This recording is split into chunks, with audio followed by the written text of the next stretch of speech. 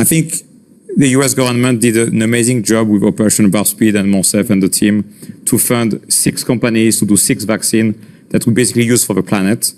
Everybody forget Moderna didn't have the money to run the clinical study back in 2020.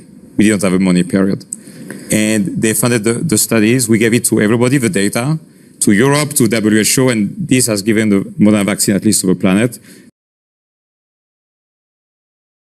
What's interesting, though, is President Trump actually has consistently taken credit for the vaccine and praised the vaccine. Yeah, it's wanting it both ways. And his supporters are the bulk of the anti-vax movement. Right.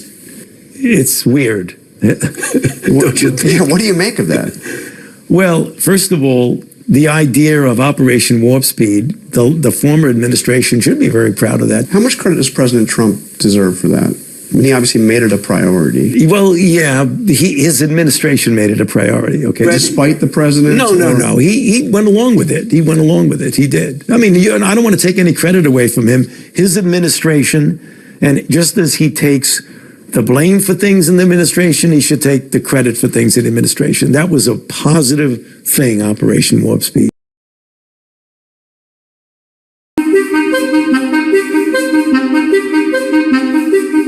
After decades of division and conflict, September 15th, 2020 was a historic day for peace.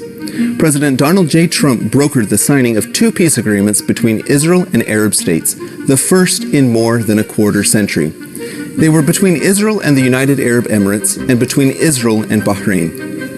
Hello, I'm Christian James, a spokesperson for the U.S. Department of State in London, and this is U.S. policy on the Abraham Accords, explained. These 2 agreements normalized relations between these nations, establishing regional peace built upon shared interests, mutual respect, and friendship. 5 weeks later, the United States brokered yet a 3rd peace agreement, this time between Israel and Sudan. Collectively known as the Abraham Accords, through these agreements, each country recognizes the importance of strengthening peace in the Middle East and around the world through mutual understanding and respect for human dignity and freedom. They also promote interfaith and intercultural dialogue in order to advance a culture of peace through cooperation. They acknowledge that the best way to address challenges is through cooperation and dialogue, and the importance of tolerance and respect for every person. And finally, they call for an end to radicalization and conflict by supporting science, art, medicine, and commerce to inspire humankind, maximize human potential, and bring nations closer together. Through the Abraham Accords, Israel, the United Arab Emirates, Bahrain, and Sudan are setting aside their differences and pursuing long-lasting peace in the region. They are now establishing embassies, exchanging ambassadors, and cooperating as partners on a variety of issues, including tourism, trade, healthcare, and security. The Abraham Accords are a monumental step in creating more opportunities for establishing peace, prosperity, and stability in the Middle East. I'm Christian James, and this is the U.S. policy on the Abraham Accords, explained.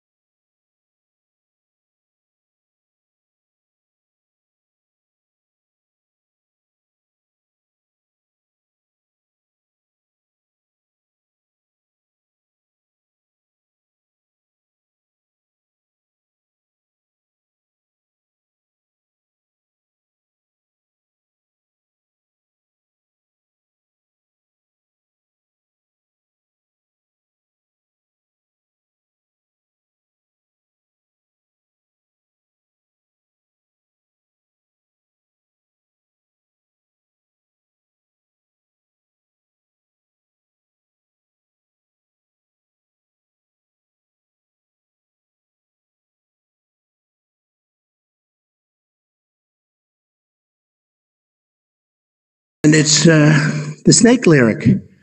On her way to work one morning, down the path along the lake, a tender-hearted woman saw a poor, half-frozen snake. Interesting. His pretty colored skin had been all frosted with the dew. Oh, well, she cried, I'll take you in, and I'll take care of you. Take me in, O tender woman. Take me in, for heaven's sake. Take me in, O tender woman. Sighed the vicious snake. She wrapped him up cozy in a curvature of silk and then laid him by the fireside with some honey and some milk. Now she hurried home from work, and that night, as soon as she arrived, she found that pretty snake she'd taken and revived. Take me in, O tender woman. Take me in, for heaven's sake.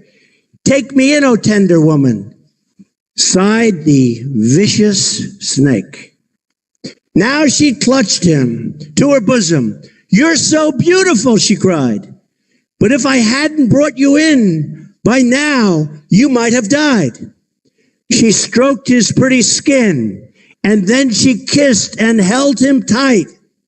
But instead of saying thank you, that snake gave her a vicious bite. Take me in, O tender woman. Take me in, for heaven's sake. Take me in, O tender woman, sighed the vicious snake. I saved you, cried the woman, and you've bit me. Heavens, why? You know your bite is poisonous, and now I'm going to die. Oh, shut up, silly woman, said the reptile with a grin. You knew damn well I was a snake before you took me in.